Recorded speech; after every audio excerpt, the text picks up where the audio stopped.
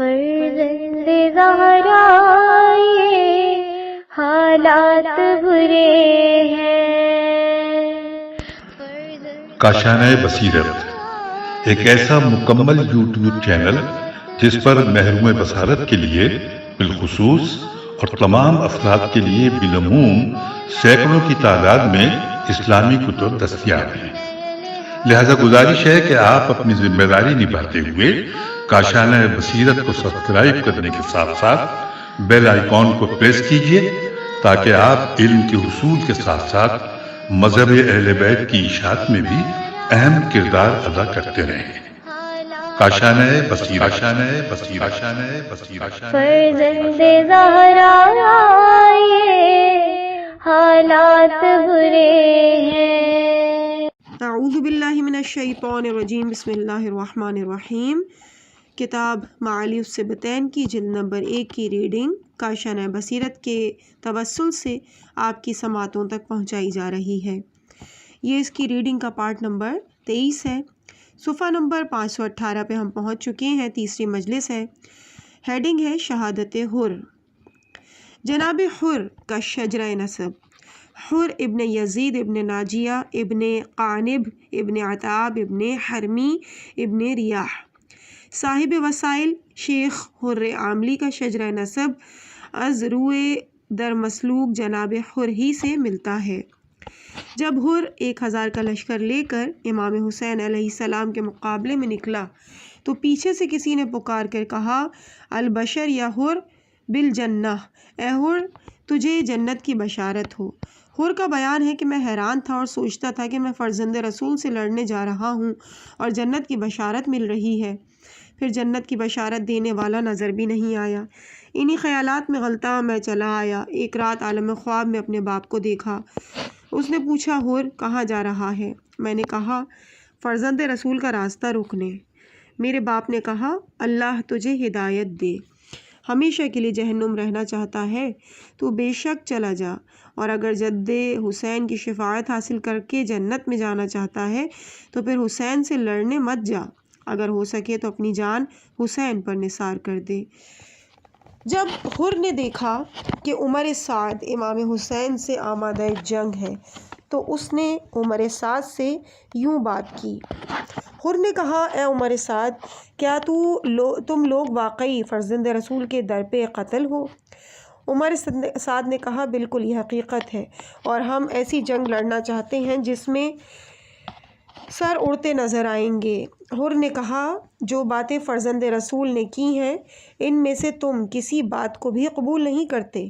عمر سعد نے کہا، اگر معاملہ میرے ہاتھ میں ہوتا تو یقیناً کوئی ایک بات ضرور قبول کر لیتا۔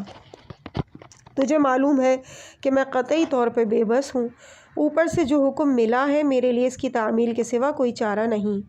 حر خاموشی سے واپس چلا۔ بنی ریاح سے حر کا ایک رشتہ دار قرہ ابن قیس حر کے ساتھ تھا۔ حر نے قرہ سے پوچھا، کیا تو نے آج اپنے گھوڑے کو پانی پلایا ہے؟ قرہ نے کہا، ابھی تک نہیں پلایا۔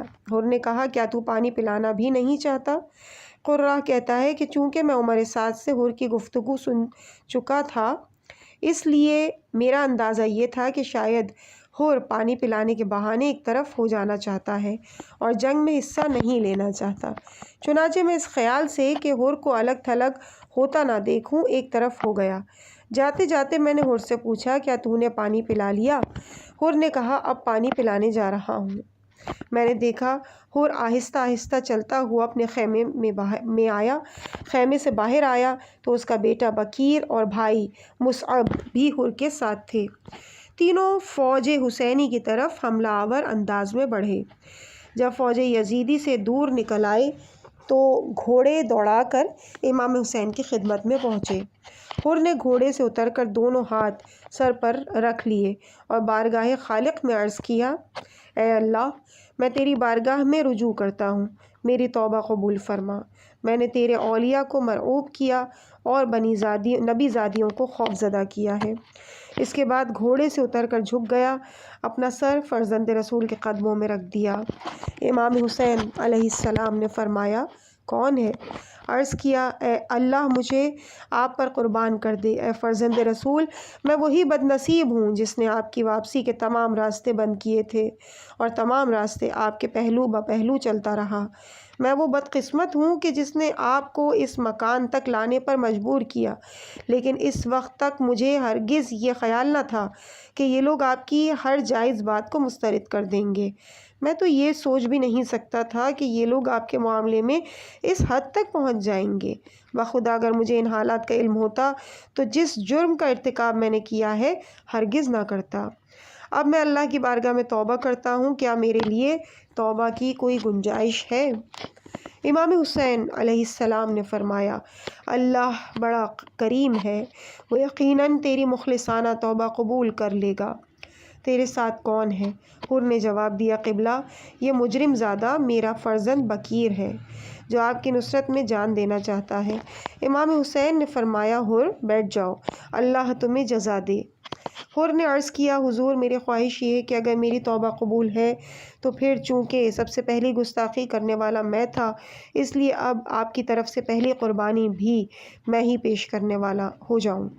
پھر اپنے بیٹے سے فرمایا بیٹے اب آگے بڑھو اور میرے سامنے اپنی جان دو تاکہ تیرے بعد میں اطمینان سے اپنا سر اپنے آقا کے قدموں میں رکھ سکوں۔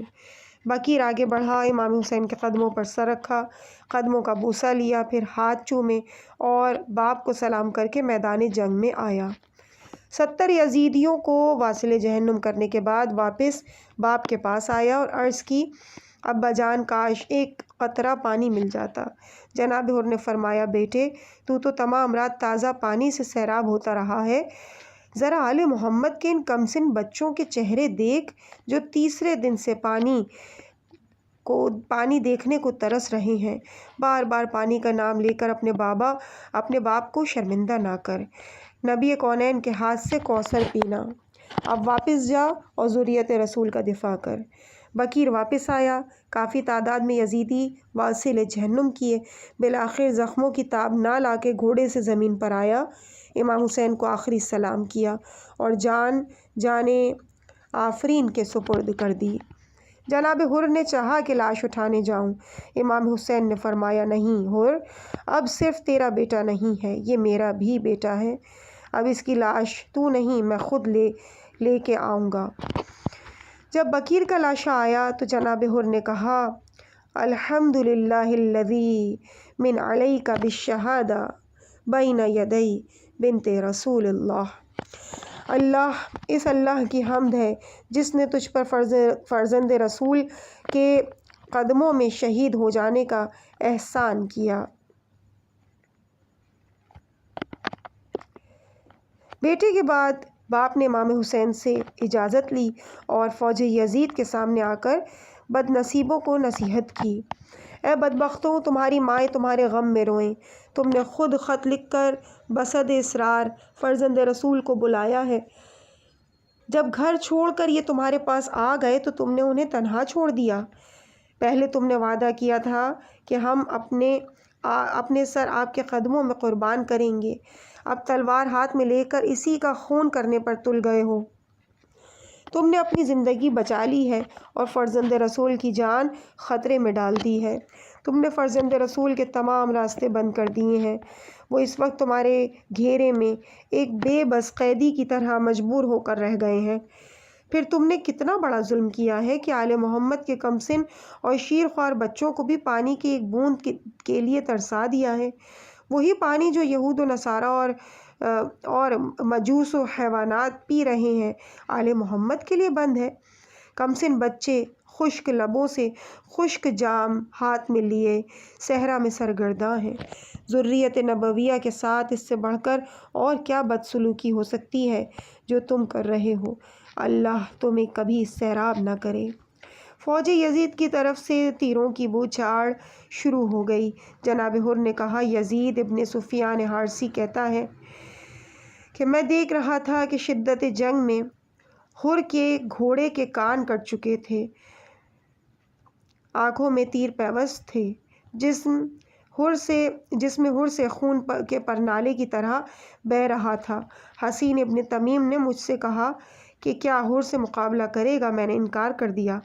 پھر عمر سعد نے حسین کو بلایا اور کہا اپنے تیر اندازوں سے کہہ دے کہ کوئی شخص تنہا حر کے مقابلے میں نہ جائے، دور سے تیر اندازی کرو، میں صفوان ابن حنظلہ جو عرب کا معروف جنگجو ہے اسے آمادہ کرتا ہوں۔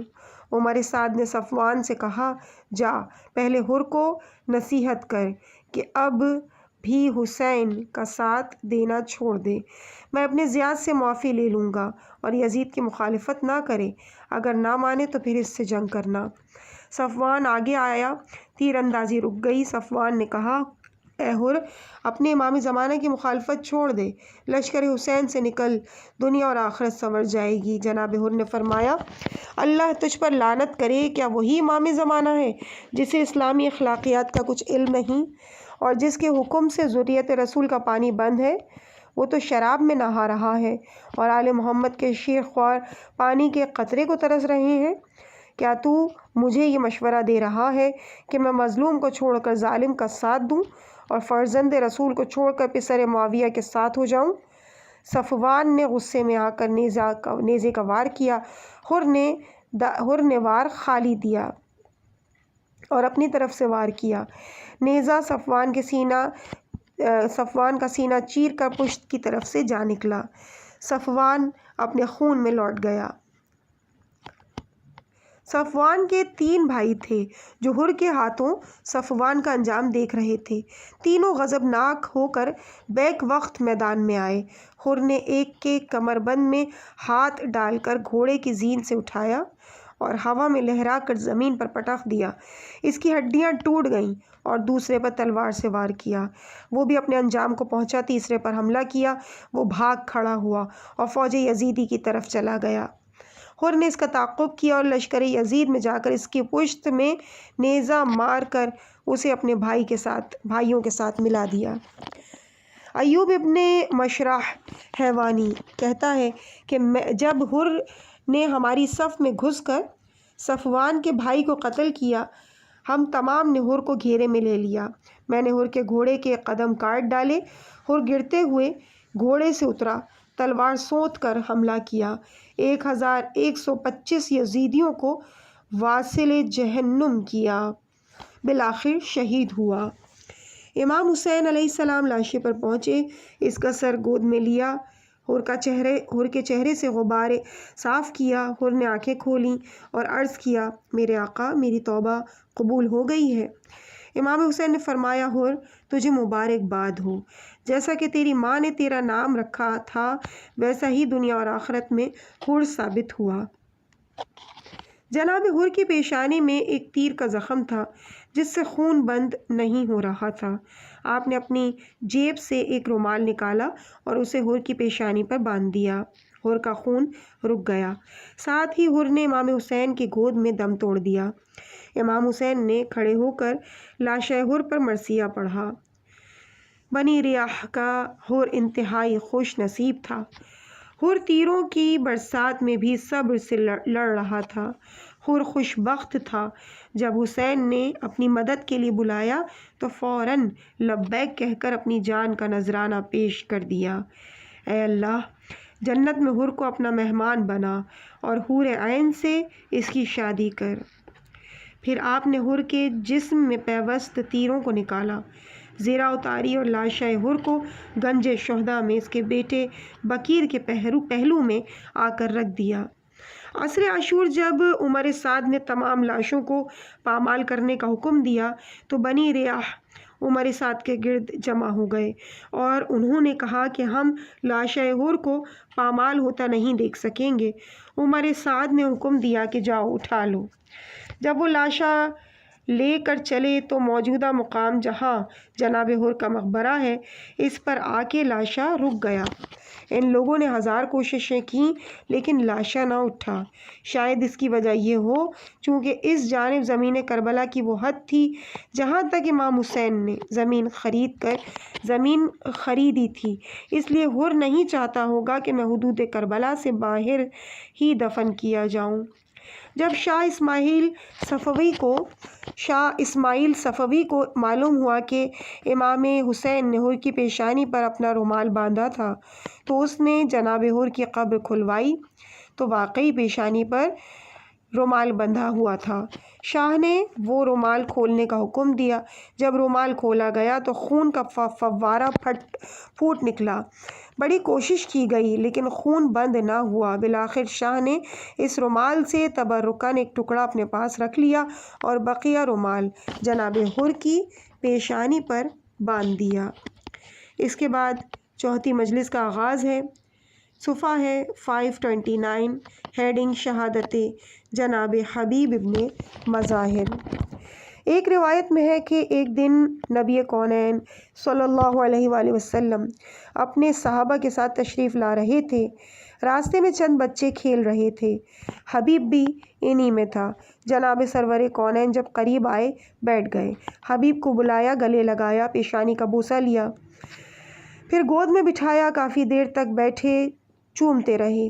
صحابہ نے عرض کیا، قبلہ بچے تو اور بھی ہیں، صرف حبیب میں کون سی خصوصیت تھی؟ آپ نے فرمایا، اسے میں نے ایک دن دیکھا ہے، یہ میرے حسین کے پیچھے چل رہا تھا اور حسین کے قدموں کی خاک اٹھا اٹھا کر اپنے چہرے پر مل رہا تھا۔ میں سمجھ گیا کہ اسے میرے حسین سے محبت ہے۔ اس دن سے جب حبیب مجھے بہت پیارا لگتا ہے۔ مجھے جبرائیل نے بتایا ہے کہ حبیب میدان کربلا میں میرے حسین کے انصار سے ہوگا، اپنی جان میرے حسین پر قربان کرے گا۔ خداوند عالم نے حبیب کو ان خوش نصیبوں کی فہرست میں شامل کیا ہے جنہوں نے نبی کریم کی زیارت کی تھی۔ حضور کی وفات کے بعد حبیب اپنے باپ کے ساتھ کوفے میں آ گیا۔ مظاہر چونکہ صحابہ سے تھا، اس لیے جب حضرت علی علیہ السلام کوفہ تشریف لائے تو والد فوت ہو چکا تھا۔ حبیب حضرت علی کے ہم رکاب رہا، تمام جنگوں میں آپ کے ساتھ رہتا تھا۔ حضرت علی کے خصوصی اصحاب اور حاملین علوم علویہ سے تھا۔ ایک رات میں ختم قرآن کیا کرتا تھا۔ ایک دن جب میثم اور جناب حبیب دونوں اپنے اپنے گھوڑے پر سوار دار الرزق آئے اور وہاں دوسرے لوگوں کے ساتھ بیٹھ گئے، جناب حبیب نے فرمایا، میثم، میں آج بھی اپنی نگاہ معرفت سے دیکھتا ہوں کہ تجھے محبت اہل بیت میں دار الرزق کے دروازے پر سولی پر لٹکا کر تیرا شکم پارا پارا کیا جا رہا ہے۔ جناب میثم نے کہا، حبیب، آپ نے سچ کہا اور میں بھی دیکھ رہا ہوں کہ آپ زہرہ زادے کی نصرت میں گھر سے نکل رہے ہیں اور پھر آپ کا سر کوفے کی گلیوں میں نوک نیزہ پر سوار پھرایا جا رہا ہے۔ دوسرے لوگ جو یہ باتیں سن رہے تھے پہلے تو دل میں ان کی تکذیب کرتے رہے، پھر جب یہ دونوں اٹھ کر چلے گئے تو پھر کھل کر کہنے لگے، یہ کیسے جھوٹے لوگ ہیں جو ہر وقت اس قسم کی اوٹ پٹانگ باتیں کرتے رہتے ہیں۔ کچھ دیر کے بعد جناب رشید حجری اب اسی جگہ پر آ گئے۔ ان لوگوں سے میثم اور حبیب کے متعلق پوچھا۔ انہوں نے بتایا کہ ابھی یہاں سے اٹھ کر گئے ہیں، عجیب بے تکی باتیں کر رہے تھے۔ جناب رشید نے پوچھا، وہ کون سی باتیں کر رہے تھے؟ جب انہوں نے دونوں کی باتیں بتائیں تو رشید نے کہا، اللہ میثم پر رحم فرمائے، ایک بات تو وہ چھوڑ گیا، جو شخص حبیب کا سر لائے گا اس کے وظیفے میں صرف 100 روپے کا اضافہ کیا جائے گا۔ علامہ نوری نے دارالسلام میں شیخ جعفر شستری کی زبان نقل کیا ہے کہ میں اللہ سے دعا کیا کرتا تھا کہ بار الہ مجھے علم و حکمت کے خزانوں سے مالا مال فرما دے۔ ایک رات عالم خواب میں میں نے دیکھا کہ میدان کربلا میں ہوں، فوج یزید اور لشکر حسین ایک دوسرے کے آمنے سامنے ہے۔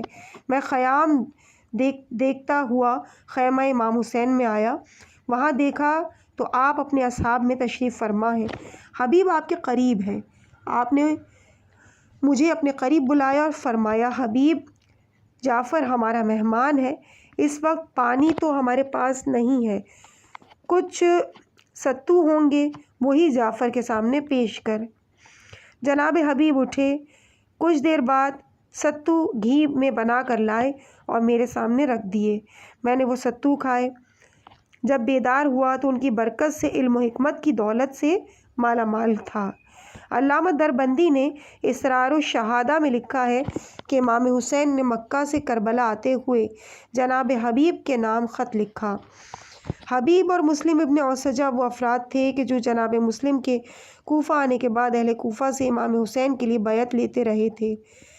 جب ابن زیاد وارد کوفہ ہوا تو ان دونوں کو اپنے قبائل نے چھپا دیا تاکہ ابن زیاد کے ظلم و ستم کا نشانہ نہ بنے۔ ویسے بھی ان کا موقف یہ تھا کہ ہم سیاسیات میں حصہ نہیں لیتے، یزید جانے اور فرزند رسول، حکومت کے معاملات میں ہمیں غیر جانبدار رہنا چاہیے۔ جناب حبیب اپنے گھر اپنی بیوی کے ساتھ بیٹھے کھانا کھا رہے تھے کہ بیوی کے ہاتھ سے لقمہ چھوٹ کر گرا۔ اس محترمہ نے کہا، اللہ اکبر! ایسا معلوم ہوتا ہے جیسے کسی کریم کا معزز خط آ رہا ہے۔ کچھ دیر بعد دق الباب ہوا۔ جناب حبیب دروازے پر آئے تو دیکھا ایک شخص کھڑا تھا۔ پوچھا کون ہے؟ اس نے جواب دیا، فرزند رسول کا قاصد ہوں۔ جناب حبیب نے کہا، اللہ اکبر! شریف زادی نے کتنا سچ کہا تھا۔ خط لے کر کھولا اور پڑھا لکھا تھا، از حسین ابن علی ابن ابی طالب بنام مرد فقیہ حبیب ابن مظاہر، اما بعد۔ اے حبیب، اپنی نبی کریم سے ہماری قرابت سے بخوبی واقف ہیں اور دوسرے لوگوں کی نسبت آپ ہمارے حقوق سے بھی زیادہ واقف ہیں۔ اس معرفت کا تقاضا یہ ہے کہ اپنی جان کی قربانی کرنے سے دریغ نہ کر، قیامت کے دن اس نصرت کی جزا میرے نانا ہی عطا کریں گے۔ خطبہ پڑھ کر اندر آئے۔ بیوی نے پوچھا کہ کون تھا؟ حبیب نے بتایا، امام حسین کا قاصد تھا۔ بیوی نے پوچھا کیا کہتا تھا؟ جناب حبیب نے بتایا، امام حسین کا خط لایا تھا۔ بیوی نے پوچھا، امام حسین نے کیا لکھا تھا؟ جناب حبیب نے کہا، امام حسین اپنی نصرت کے لیے بلاتے ہیں۔ بیوی نے پوچھا، پھر تیرا کیا ارادہ ہے؟ جناب حبیب نے بیوی کے امتحان کی غرض سے کہا، ارادہ کیا ہے، یہ سیاسی معاملات ہیں اور میں ان حالات میں غیر جانبدار رہنا چاہتا ہوں۔ بیوی نے کہا، حبیب، تجھے معلوم ہے کہ جب سے تیرے رشتہ زوجیت میں آئی ہوں، اس دن سے لے کر آج تک میں نے کوئی جسارت نہیں کی، لیکن آج تجھے صاف بتا رہی ہوں، اگر یہی حقیقت ہے جو تو کہہ رہا ہے تو پھر تجھ سے زیادہ ابن الوقت کوئی نہ ہوگا۔ میں تو حیران ہوں کہ تو نے کتنی آسانی سے کہہ دیا کہ یہ سیاسی معاملات ہیں۔ بھلا ایک طرف فرزند رسول اور دوسری طرف ابو سفیان کا پوتا، اور تو کہے کہ یہ سیاسی معاملات ہیں۔ یوں کیوں نہیں کہتا کہ یہ حق اور باطل کی جنگ ہے؟ ابو سفیان اور نبی عربی کی جنگ ہے، یہ حضرت علی اور معاویہ کی جنگ ہے۔ کیا تو نے مجھے یہ حدیث رسول نہیں سنائی تھی کہ حسن اور حسین جوانان جنت کے سردار ہیں؟ کیا تو نے مجھے یہ ارشاد نبوی نہیں سنایا تھا کہ حسن حسین حالت جنگ اور صلح ہر حالت میں امام ہیں؟ ان ارشادات نبویہ کے ہوتے ہوئے تو کیسے کہہ سکتا ہے کہ یزید اور حسین کا معاملہ برابر ہے؟ جناب حبیب نے فرمایا، مجھے تیری بیوگی اور بچوں کی یتیمی کی فکر ہے، میرے بعد تمہارا پرسان حال کون ہوگا؟ بیوی نے کہا، حبیب، مجھے سمجھ نہیں آتی کہ آج تو کیسی باتیں کر رہا ہے۔ کیا تو نے نہیں بتایا تھا کہ امام حسین اہل و عیال کے ساتھ تشریف لا رہے ہیں؟ اگر فرزند رسول شہید ہو گیا تو ان کے اہل و عیال کا پرسان حال کون ہوگا؟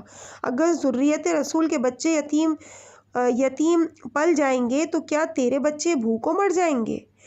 جب جناب حبیب نے اپنی بیوی کی ہمت دیکھی تو مسکرا کر فرمایا، اللہ تجھے جزائے خیر دے، میرے 10 بچے بھی ہوتے تو میں انہیں چھوڑ کر چلا جاتا، میں تو صرف تیری توکل دیکھ رہا تھا۔ بیوی نے کہا، اگر واقعاً تو سچ کہہ رہا ہے تو میرا دل چاہتا ہے کہ تیرے قدم چوم لوں۔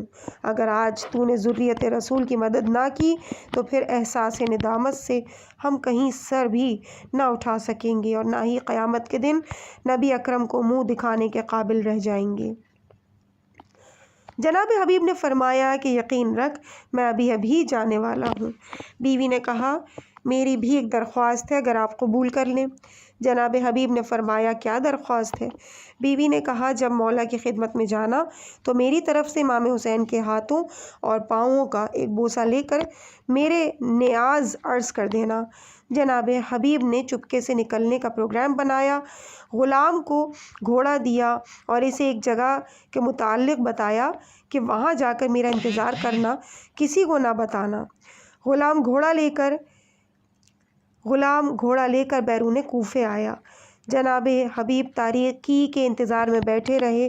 جب جناب حبیب کو آنے میں دیر ہوئی تو غلام نے گھوڑے سے مخاطب ہو کر کہا پریشان نہ ہونا، اگر مالک نہ آیا تو تیری پشت پر سوار ہو کر میں اپنے آقا کی نصرت کو جاؤں گا۔ غلام کی باتیں سن کر گھوڑے کی آنکھوں میں آنسو بہنے لگے۔ اتنے میں جناب حبیب آ گئے۔ انہوں نے غلام کی باتیں سن لی تھیں۔ غلام کو شاباش دی اور کہا اے غریب زہرا، آج غلام بھی آپ کی مدد پر کمر بستہ ہیں، پھر آزاد کیوں کر پیچھے رہ سکتے ہیں؟ پھر غلام سے فرمایا جا، تجھے قربتاً اللہ آزاد کیا ہے۔ غلام نے قدم بوسی کر کے عرض کیا اگر آپ نے مجھے آزاد کیا ہے تو پھر میں اس وقت تک آپ کی رکاب نہیں چھوڑوں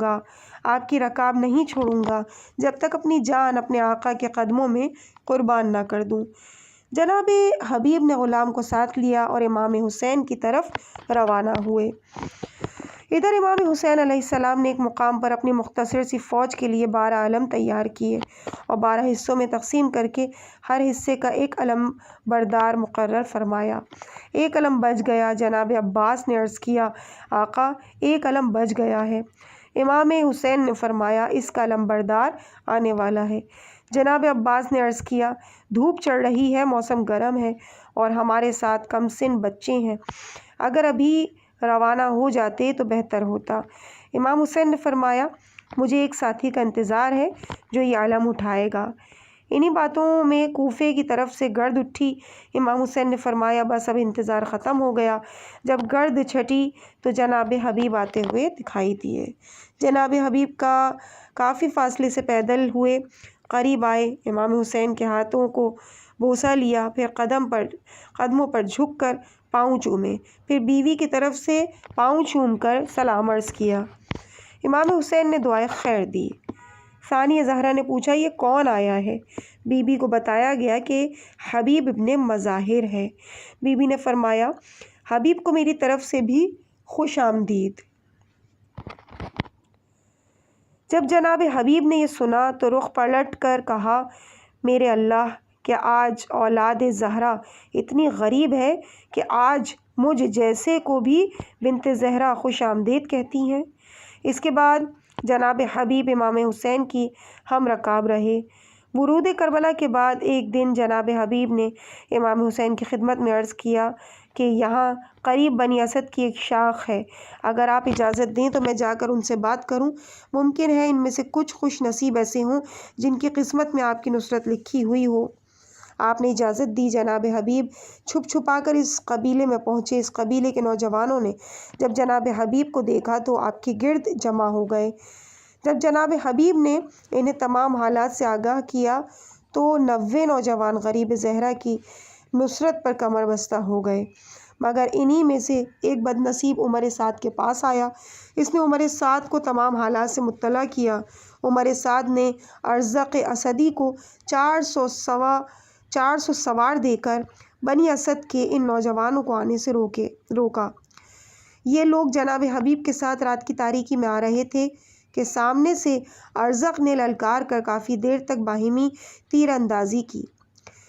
جب ان لوگوں نے دیکھا کہ تعداد میں ہم قلیل ہیں اور فوج یزیدی زیادہ ہے اور ان کا مقابلہ نہ کر سکیں گے تو یہ واپس پلٹ گئے اور جناب حبیب تنہا امام حسین کی خدمت میں واپس آ گئے اور آ کر آپ کو تمام حالات سے مطلع کیا۔ آپ نے فرمایا حبیب لا حول ولا قوت الا باللہ العلی العظیم۔ جناب حبیب اس وقت شہید ہوئے جب امام حسین نے نماز ظہر کے لیے جنگ بند کرنے کی اجازت مانگی اور حسین ابن نمیر نے کہا اے حسین، اگر نماز تجھے فائدہ دیتی ہے تو پڑھ لے۔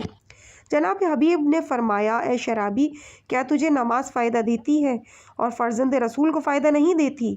حسین نے غصے میں آ کر اس نہتے نمازیوں پر حملہ کر دیا۔ حبیب سامنے آیا اور حسین کے گھوڑے پر تلوار سے وار کیا۔ گھوڑا سیخ پا ہو گیا اور حسین گھوڑے سے گر گیا۔ حبیب نے حملہ کیا لیکن حسین کے ساتھیوں نے حبیب کے حملے سے بچا لیا۔ حبیب حسین پر حملہ کرنے کے لیے آگے بڑھا اور ان تمام پر حملہ کر دیا اور امام حسین کو سلام کر کے عرض کیا، آقا اب میں تو نماز جنت میں ہی جا کر ادا کروں گا اور آپ کی طرف سے آپ کے جد امجد والد محترم اور آپ کے بھائی حسن علیہ السلام کو سلام بھی عرض کر دوں گا۔ اس کے بعد مصروف جنگ ہو گیا اور 62 سواروں کو واصل جہنم کیا۔ بدیل ابن حریم تمیمی نے جناب حبیب کے سر پر تلوار سے وار کیا جس سے آپ زمین بوس ہو گئے۔ ابھی اٹھ رہے تھے کہ ایک اور ظالم نے پہلو میں نیزے کا وار کیا۔ ابھی نیزے کے وار سے نہ سنبھلے تھے کہ حسین ابن نمیر نے سر پر تلوار کا وار کیا۔ بدیل نے گھوڑے سے چھلانگ لگائی اور جناب حبیب کا سر کاٹ لیا۔ حسین نے بدیل سے کہا، حبیب کو تنہا تو نے قتل نہیں کیا، میں بھی شریک قتل تھا۔ بدیل نے کہا، تو غلط کہہ رہا ہے، میں نے تنہا حبیب کو قتل کیا ہے۔ حسین نے کہا، ایسا کر مجھے اس انعام سے کوئی واسطہ نہیں جو تجھے قتل حبیب کے سلسلے میں ملے گا۔ میری صرف یہ خواہش ہے کہ اہل کوفہ کو یہ پتہ چل جائے کہ حبیب کے قتل میں بھی شریک ہوں، اس لیے ایسا کر یہ سر چند گھنٹوں کے لیے مجھے دے دے اور میں اسے گھوڑے کی گردن میں لٹکا کر پورے لشکر میں چکر لگا لوں، پھر سر تجھے دے دوں گا، ابن زیاد کے پاس تو لے جانا۔ کافی نزا کے بعد بدیل نے جب حبیب کا سر حسین کے حوالے کیا، حسین نے اس شہید راہ خدا کے سر کو اپنے گھوڑے کی گردن میں لٹکایا اور پورے لشکر میں گھوڑا دوڑا کر دکھایا۔ حبیب کا سر پھر سے بدیل کے حوالے کر دیا۔ بدیل عمر سعد کی اجازت سے سر لے کر ابن زیاد کی طرف روانہ ہوا۔ جب دارالامارہ کے دروازے پر آیا، جناب حبیب کے کمسن فرزند قاسم نے اس کے گھوڑے کی گردن میں اپنے باپ کا سر دیکھ کر پہچان لیا۔ یہ کمسن شہزادہ اس کے ساتھ ہو گیا۔ یہ جہاں بیٹھتا تھا قاسم وہیں جا کر بیٹھتا تھا۔ جب بدیل نے دیکھا کہ جہاں میں جاتا ہوں یہ بچہ بھی ساتھ آتا ہے، جہاں میں بیٹھتا ہوں یہ بچہ بھی وہیں بیٹھتا ہے، بدیل نے پوچھا، بچہ کیا بات ہے؟ قاسم نے کوئی بات نہیں کی۔ بدیل نے کہا، کوئی بات تو ضرور ہے، تو میرا پیچھا کیوں نہیں چھوڑتا؟ قاسم نے کہا، در حقیقت یہ سر میرے بابا کا ہے، میری درخواست ہے کہ اگر یہ سر تو مجھے دے دے تو میں اسے دفن کر دوں گا۔ بدیل نے کہا، ابن زیاد اس کے دفن پر راضی نہیں ہوگا، علاوہ ازیں میں چاہتا ہوں کہ ابن زیاد سے اس کا انعام حاصل کروں۔ قاسم نے کہا، بے شک ابن زیاد سے جو کچھ ملتا ہے وصول کر لے، اللہ کی طرف سے تو تجھے لعنت اور عذاب کے سوا کچھ نہ ملے گا۔ یہ کہہ کر قاسم چلا گیا۔ جب قاسم جوان ہو گیا تو اس کی صرف ایک ہی فکر تھی کہ موقع ملے تو باپ کے قاتل کو واصل جہنم کر دوں۔ ہر وقت اسی فکر میں پریشان رہتا تھا۔ جب مصعب ابن زبیر نے مختار کے خلاف کوفے پر حملہ کیا تو قاسم نے دیکھا کہ بدیل میرے باپ کا قاتل مصعب کے لشکر میں ہے۔ قاسم بھی لشکر مصعب میں شامل ہو گیا۔ آخر قدرت نے ایک دن قاسم کو موقع فراہم کر دیا۔ یہ ظالم اپنے خیمے میں دوپہر کے وقت آرام سے سو رہا تھا۔ قاسم نے موقع پا کر تلوار کا وار کیا اور اسے واصل جہنم کر دیا۔ پھر قاسم کو بھی شہید کر دیا گیا۔ حبیب کی شہادت کے بعد امام حسین کا چہرہ زرد پڑ گیا اور فرمایا، اے اللہ، میں اپنے آپ کو اور اپنے ساتھیوں کو تیری پناہ میں سونپتا ہوں۔ عزیز سامعین، اس مقام پہ ہم ریڈنگ کے اس پارٹ کو یہیں پہ مکمل کرتے ہیں۔ اس سے آگے 5ویں مجلس کا آغاز ہوگا۔ صفحہ ہے 541 اور جناب مسلم ابن اوسجہ کی شہادت کو بیان کیا جائے گا۔ مجھے اپنی دعاؤں میں یاد رکھیے گا۔ والسلام علیکم ورحمۃ اللہ وبرکاتہ۔